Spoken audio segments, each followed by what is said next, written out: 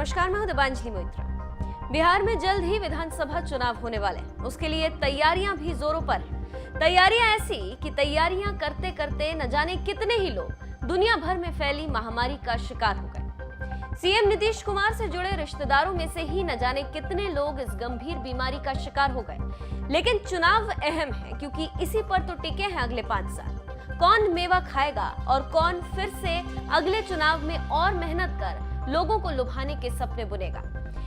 इस बीच कई पुराने नेताओं की भी याद आ जाती है, जिनका चुनाव के दौरान या फिर जनता के बीच अलग दबदबा कायम रहता था। जिनमें से एक नेता का नाम था अजीत सरकार। जनप्रिय नेता अजीत सरकार पूर्णिया विधानसभा सीट से 4 बार विधायक रहे और जनता में अपनी एक अच्छी पकड़ रखते थे।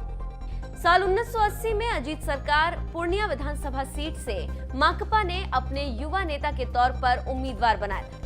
अजीत सरकार शहर के चर्चित होम्योपैथ डॉक्टर के बेटे थे। अजीत सरकार की किसी से अदावत इतनी बुरी थी कि इनके अंदर 107 गोलियां दाग दी गई थी। वजह थी सामंतवाद के विरोधी। अजीत सरकार के मन में सामंतवाद के खिलाफ नफरत थी। बड़े होकर जब अजीत जुझारू हुए तो मार्क्सवादी बन गए। जमींदारों की जमीन कब्जा कर उसे अजीत सरकार ने गरीबों में बांटना शुरू कर दिया।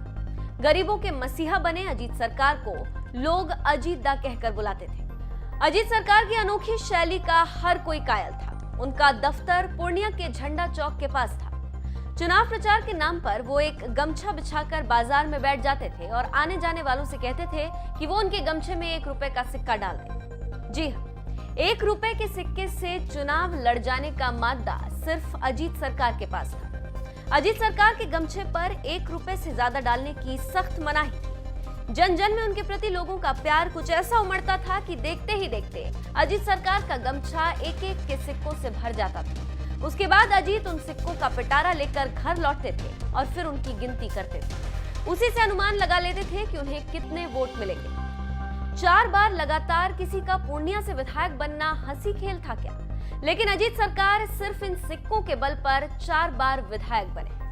कहा जाता है कि जब अजीत सरकार का दौर चलता था तो वक्त ऐसा था कि एक मकान कम से कम 600 रुपए में किराए पर मिलता था।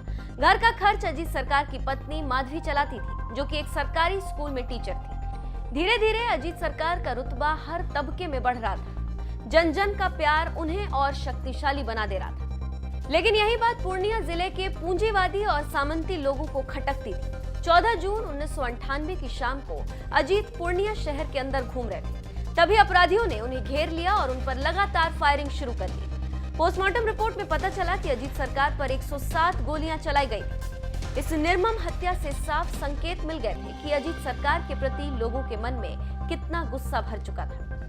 अजीत को मिल रहे मान सम्मान दुलार को सामंतवादी पचा नहीं पाए और खड़े खड़े गोलियों से भून डाला। अजीत सरकार का जाना बिहार के लिए या सबसे ज्यादा पूर्णिया जिले के लिए ऐसा था कि उनके जाने के बाद जिले के हालात बेहद खराब हो गए। पूरे पूर्णिया शहर में विरोध की आवाज बुलंद होने लगी। हालात ऐसे हो गए कि तत्कालीन मुख्यमंत्री को हेलीकॉप्टर से आकर लोगों को शांत करना पड़ा। उस वक्त लालू प्रसाद यादव प्रदेश के मुख्यमंत्री थे और भरी भीड़ में लोगों को शांत कराने पहुंचे थे। लालू के साथ अजीत सरकार के बेटे अमित सरकार ने भी लोगों से शांत रहने की अपील की थी। भीड़ के शांत होने के बाद ही अजीत सरकार के शव का पोस्टमार्टम हो पाया था, जिसमें 107 गोलियां मारे जाने का दावा किया गया था। अजीत सरकार की हत्या मामले में पूर्व सांसद राजेश रंजन उर्फ पप्पू यादव, राजन तिवारी और अनिल कुमार यादव को आरोपी बनाया गया था। मामले में पप्पू यादव को 8 साल जेल की कालकोठरी में बंद रहना पड़ा था। उसके बाद पटना हाईकोर्ट ने उन्हें छोड़ दिया था, लेकिन पिता की हत्या ने बेटे से भी बिहार छुड़वा दिया। अजीत सरकार की हत्या के बाद बेटे अमित पर भी जान जाने का संकट मंडराने लगा था, तो अमित सरकार ने फिर भारत छोड़कर ऑस्ट्रिया जाने का मन बनाया और वहीं पर रहने लगे। लेकिन अजीत सरकार की इस कहानी को सुनने के बाद आप उनके व्यक्तित्व से जरूर प्रभावित हुए होंगे। क्या आपने पहले कभी अजीत सरकार की कहानियों को सुना है? अगर इन सब के अलावा भी आप अजीत सरकार के बारे में कुछ जानते हैं तो कमेंट सेक्शन में हमारे व्यूअर्स को इस बारे में जरूर बताएं।